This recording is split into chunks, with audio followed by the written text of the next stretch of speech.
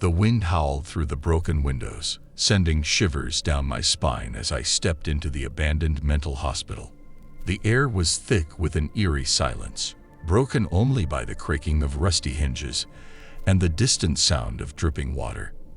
I could feel the weight of the past pressing down on me, the stories of the tormented souls that had once occupied these desolate halls. As I walked through the dimly lit corridors, the walls seemed to close in around me, whispering the secrets of the past. Dust danced in the air, catching the faint light that filtered through the boarded-up windows. I could almost hear the distant cries of the forgotten patients, their anguished voices echoing in the empty spaces. I turned a corner and found myself in what looked like a common area. Tattered furniture lay strewn across the floor, remnants of a time when this place was alive with the muffled sounds of therapy sessions and the occasional burst of laughter.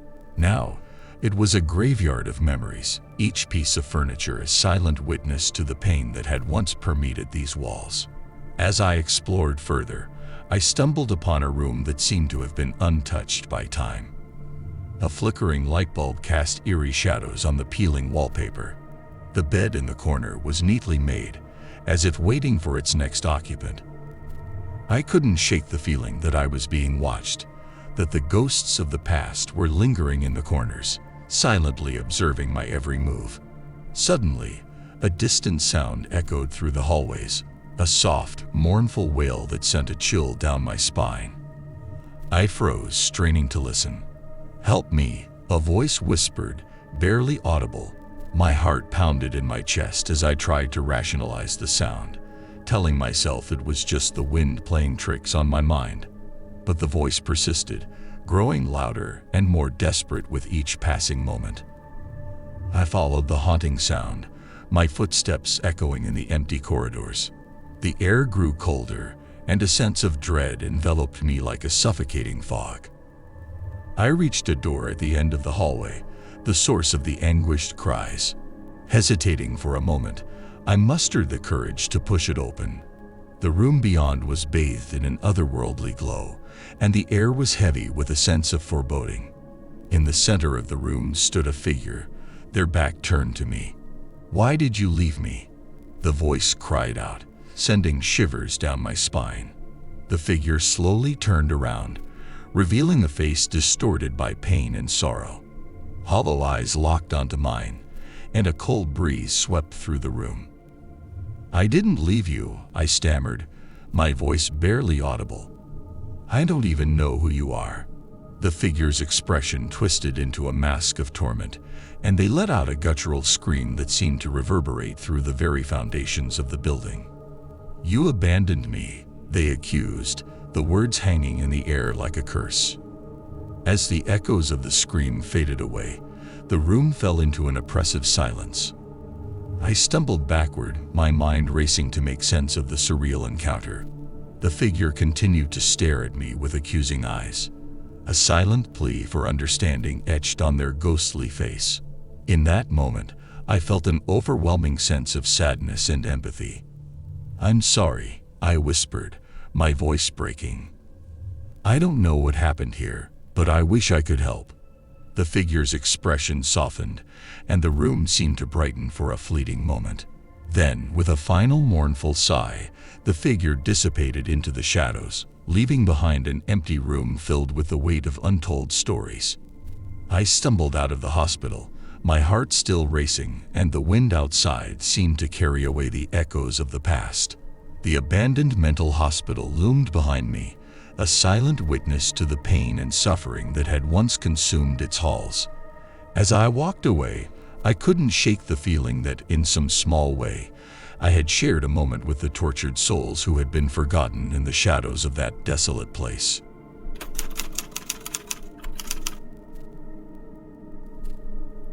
Dude, it was a stupid bet that led me to the abandoned mental hospital.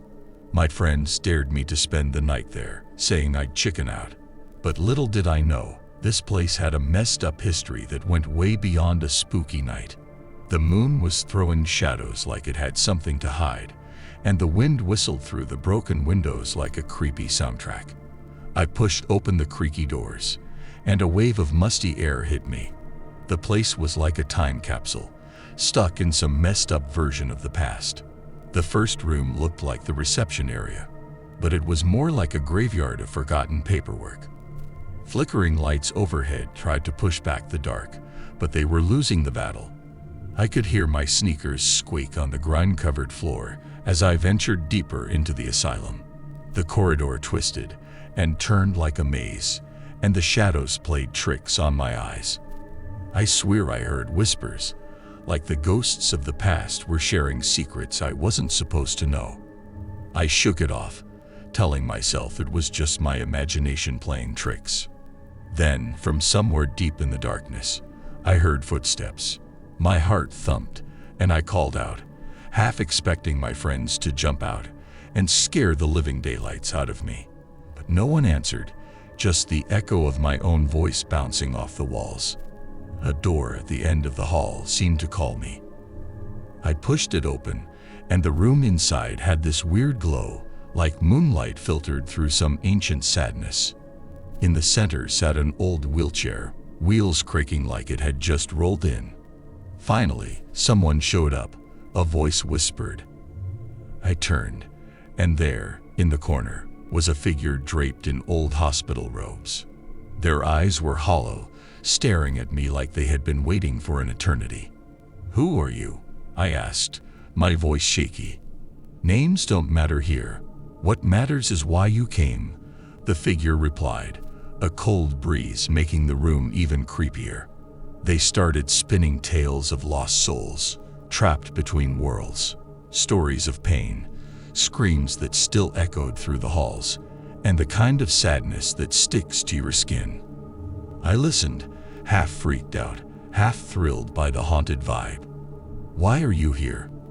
I managed to ask, my voice barely audible. "We never left. We're stuck in the echoes of our own suffering," the figure said, the air getting heavier with every word.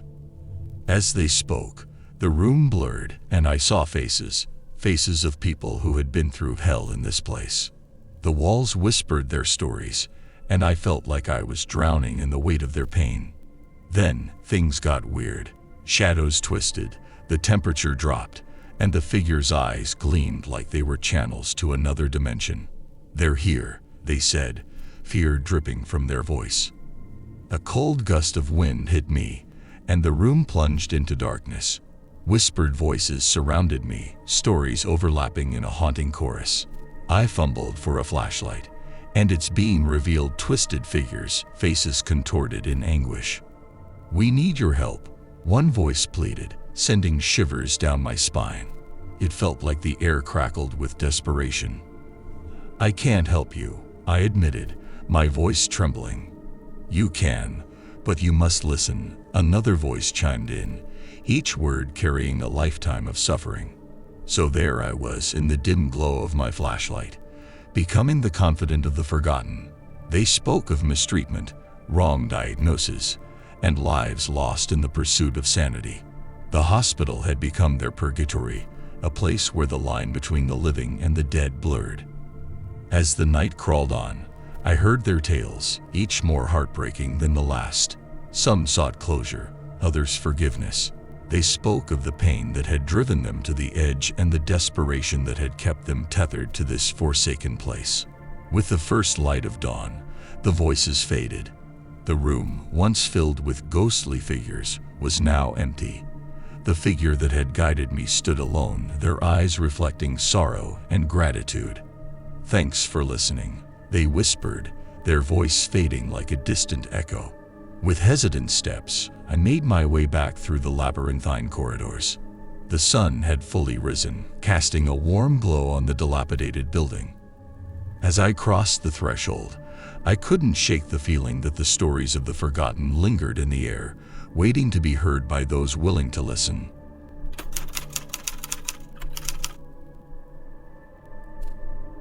The moon hung low in the sky, casting a pale glow over the dilapidated mental hospital that stood like a haunting relic against the night. I found myself standing at its entrance, my breath visible in the chilly air. My curiosity had led me here, but a growing unease clawed at the edges of my mind. Creaking open the rusted doors, I stepped into a world frozen in time. The air inside was thick with dust, and the only sounds were the shuffling of my own footsteps on the decaying linoleum floor. Moonlight filtered through shattered windows, casting elongated shadows that seemed to dance with the whispers of the past.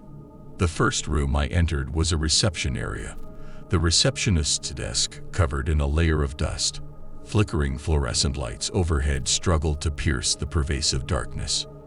The silence was broken only by the distant rustle of papers, as if the ghosts of forgotten administrators were still shuffling through paperwork.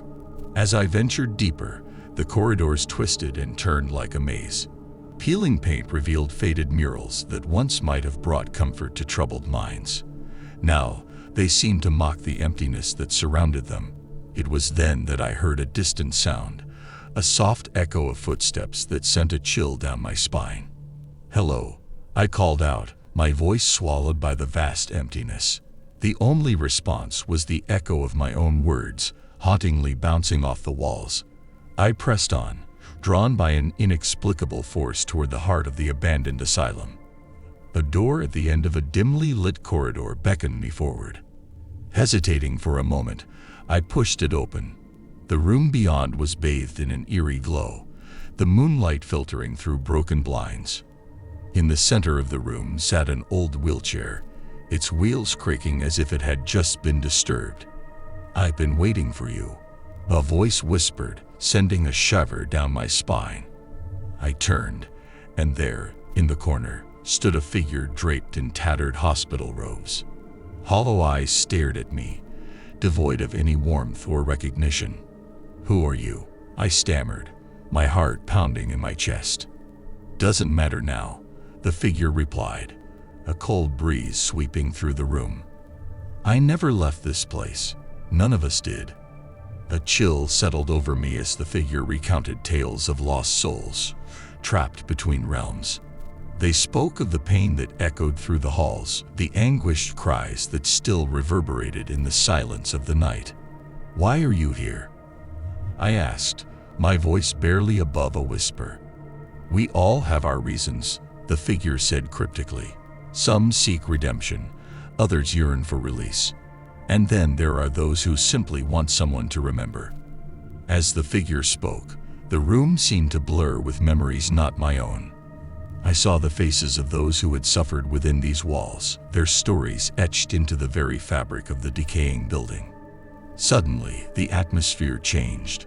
Shadows twisted and contorted, and the temperature dropped. The figure's eyes gleamed with an otherworldly intensity. "They're here," they whispered, fear lacing their voice. I felt a cold gust of wind, and the room plunged into darkness. Faint whispers surrounded me, overlapping in a dissonant chorus. I fumbled for a flashlight, and its feeble beam revealed the figures of tormented souls, their gaunt faces contorted in anguish. "We need your help," one voice pleaded, sending shivers down my spine. The air seemed to crackle with desperation. "I can't help you," I admitted, my voice trembling. "You can, but you must listen," another voice chimed in, each word carrying the weight of a lifetime of suffering. And so, in the dim glow of my flashlight, I became a reluctant confidant to the stories of the forgotten. They spoke of mistreatment, of misplaced diagnoses, of lives lost in the pursuit of sanity. The hospital had become a purgatory for their restless spirits, a place where the boundaries between the living and the dead blurred. As the night wore on, I listened to their tales, each more heartbreaking than the last. Some sought closure, others forgiveness. They spoke of the pain that had driven them to the edge and the desperation that had kept them tethered to this forsaken place. As the first light of dawn crept through the broken windows, the voices faded. The room, once filled with spectral apparitions, was now empty.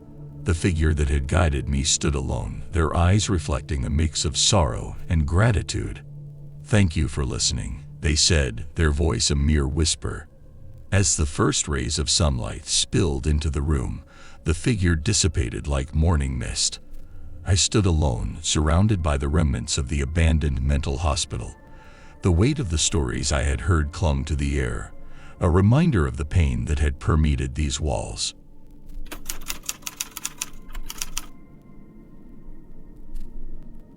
It was a dare I shouldn't have taken.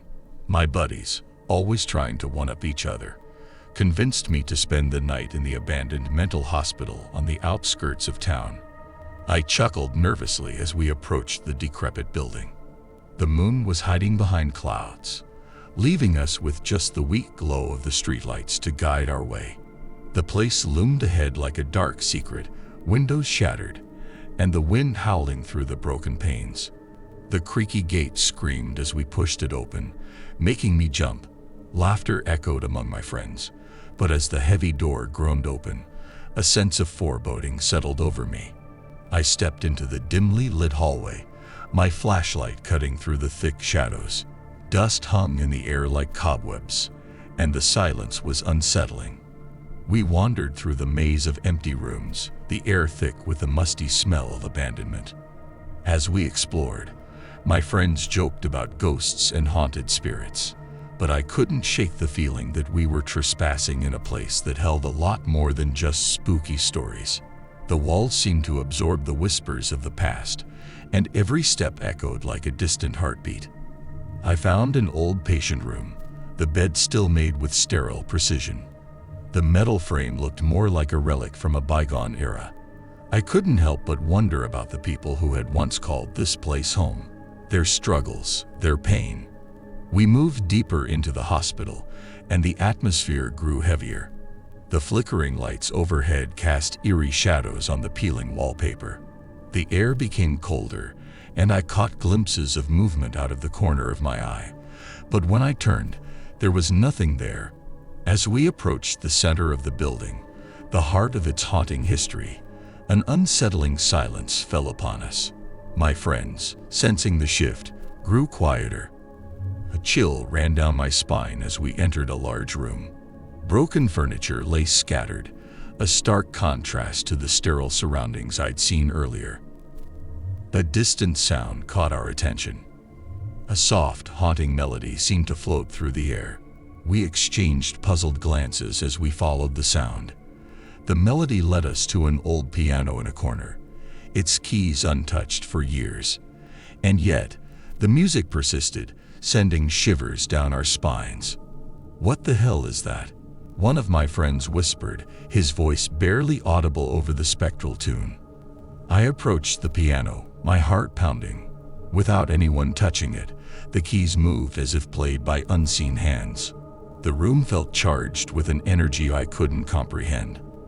A voice, distant but clear, echoed through the room. "Why did you come here?" My friends and I froze, our eyes wide with disbelief. The voice seemed to come from nowhere and everywhere simultaneously. "I didn't mean any harm," I stammered, my words hanging in the air. The room plunged into darkness, and a cold wind swept through. Panic set in as we fumbled for our flashlights. When the beams cut through the darkness, we saw them, shadows moving, figures in tattered hospital gowns. "You should not have come," one of the figures whispered, their voice a chilling breeze. I could feel the weight of their gaze, and an overwhelming sadness enveloped me. The figures spoke of lives forgotten, of pain endured in the name of treatment. Their stories echoed through the desolate halls, and I could sense their plea for acknowledgement. "Why are you here?" another voice asked, this one softer, filled with a longing for understanding. "We just wanted an adventure," one of my friends blurted out, his voice shaky. The figures seemed to waver, their forms flickering in and out of existence. The air grew colder, and the room pulsed with a strange energy. "We are trapped between worlds, lost in the echoes of our suffering," a voice explained, resonating with sorrow. The room seemed to warp, showing glimpses of the hospital's past, of treatments gone wrong, of lives cut short. I could feel the pain of those who had once sought solace within these walls. "We need your help," a figure pleaded, their voice a whisper in the wind. My friends and I exchanged bewildered glances. We had stumbled upon something beyond our understanding, and the weight of responsibility hung heavily in the air. "We can't help you," I admitted, my voice filled with regret. As soon as the words left my lips, the figures dissipated, leaving us alone in the dark. The piano fell silent, and the air, once charged with energy, returned to a heavy stillness. We stumbled out of the mental hospital, shaken and speechless. The moon had emerged from the clouds, casting an eerie glow on the desolate building. We didn't dare look back as we hurried away, leaving behind the haunted echoes of a place we should never have entered.